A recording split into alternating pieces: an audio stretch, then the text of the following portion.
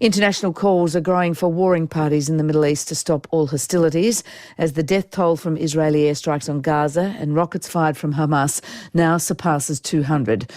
The vast majority of those casualties have occurred in the Gaza Strip. But the United States has, for the third time now, stopped a UN Security Council statement calling for a ceasefire. Martin Indyk is a former US Special Envoy for Israeli-Palestinian negotiations and a former US ambassador to Israel under the Clinton administration and the early years of George W. Bush. These days, he's a distinguished fellow at the US Council on Foreign Relations. I spoke with him earlier. Nice to be with you. Thanks for having me. Martin, the death toll in the Palestinian territory stands at 200. 59 children and 35 women have been killed in this latest conflict. In Israel, the death toll stands at 10, also including the loss of children's lives. Why is that loss of life not enough for the United States to support the call for a ceasefire? Well, I think the United States is working for a ceasefire. I think that's its first priority now. The Secretary of State, Anthony Blinken, has said repeatedly in public that there should be a ceasefire immediately. But the critical issue at the moment, I think, is to convince Prime Minister Netanyahu that there's nothing more to be gained from continuing the rounds of attacks and rocket attacks from Hamas, and that it's time to bring it to an end. That he hasn't been up to now ready to do that, but I think that after 7 days, the United States is basically telling him to wrap it up now. Well, you say that the US is supporting a ceasefire, but it blocked the UN Security Council statement calling for a ceasefire. Why? Well, as far as I understand it, the statement made no reference to the fact that Hamas started this round through its firing of rockets on Jerusalem, and that was the issue. But, you know, a Security Council statement is not a resolution. It requires consensus. It's not exactly a powerful tool. And the powerful tool is the President calling the Prime Minister, which I believe he's about to do or may have already done, as he did yesterday. I think that that's where we have to see what the outcome is. It's not going to come from Security Council action. No, I understand that, but you, more than any of us, I think, listening here, would understand how these things work, and the US not supporting that call at the UN Security Council seems to have given heart to Benjamin Netanyahu, who publicly came out and thanked his friends, including the United States, for standing with Israel. I mean, that's how Israel interpreted that position. Yeah, that's what goes on in public and what goes on in private. I think that in private the message is, you know, Bibi, we've got your back in the Security Council, but we're not going to be able to keep this up. And you're going to have to stop. It gives Biden greater credibility in saying to Netanyahu, you need to stop it, if he's supporting him in public. And Benjamin Netanyahu, as you would have seen, has shown no sign of taking on board that message. He says the attacks are continuing, quote, with full force and will take time. What do you think is Israel's motivation here? Is it trying to inflict as much damage as it can on Hamas before the international community, the pressure from the international community is so much it needs to stop? What is it trying to achieve here?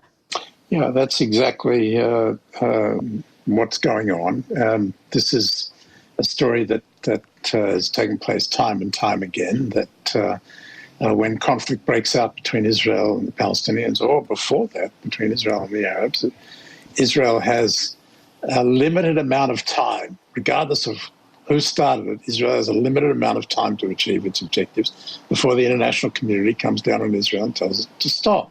And so Netanyahu is trying to extend that time. What is he trying to achieve?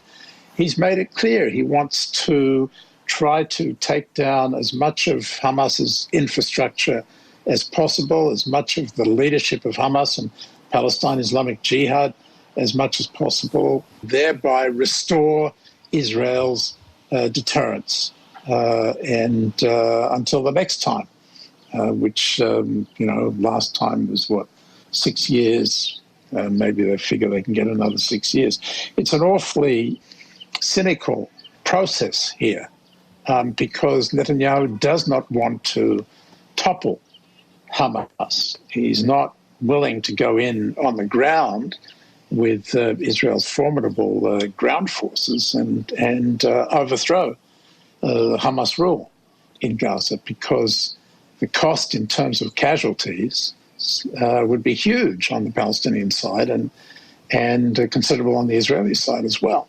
And how long can this keep going? I mean, America, Australia, others observe Israel has the right and an obligation to defend its citizens. But that's only if you take the starting point of this to those rockets being fired from the Palestinian territories, from Gaza. The Palestinians, who we've been speaking to, and as you would know, see it completely differently. And the starting point this time, they say, is the Israeli troops going into the Al-Aqsa Mosque and cutting off the loudspeakers, is the Israeli courts trying to evacuate 6 Palestinians' family from East Jerusalem. You know, Palestinians say there is ethnic cleansing going on in East Jerusalem. It's always the same story of where does this start and how does it stop? Where are we at right now? Yeah, you're absolutely right. Each side has their own narrative and justification, but it doesn't resolve the conflict, and that just continues. You know, there have been plenty of efforts to try to resolve the conflict. I've devoted my life to it, and American willpower alone has not been sufficient. The conditions simply are not there. The leadership on both sides doesn't exist for the kind of resolution of this conflict that will put an end to it once and for all. Hamas has no interest in resolving this conflict through a negotiated solution that would lead to 2 states for 2 people. It promotes its objective as a one-state solution, where Israel doesn't exist. So there is a party out there. We don't hear anything from it at the moment. That's Abu Mazen, Mahmoud Abbas, the president of the Palestinian Authority. He's committed to a 2-state solution. But he's in the 17th year of his 4-year term, and he just pulled down elections.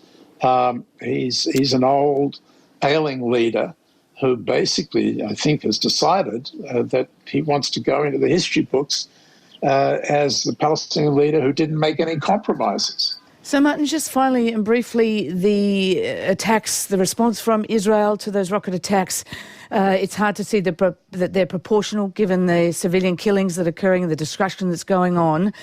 Should there be a war crimes investigation into the attacks on homes in Gaza City? You know, there will be all sorts of investigations. I mean, this is the nature of the conflict. It's an asymmetric conflict. Israel has not only the ability to bomb in Gaza, but it has the ability to defend its citizens. The reason, you know, you might be happier, Fran, if it was 200 dead on the Israeli side and 200 on the Palestinian side, and then you could say, well, it's proportionate.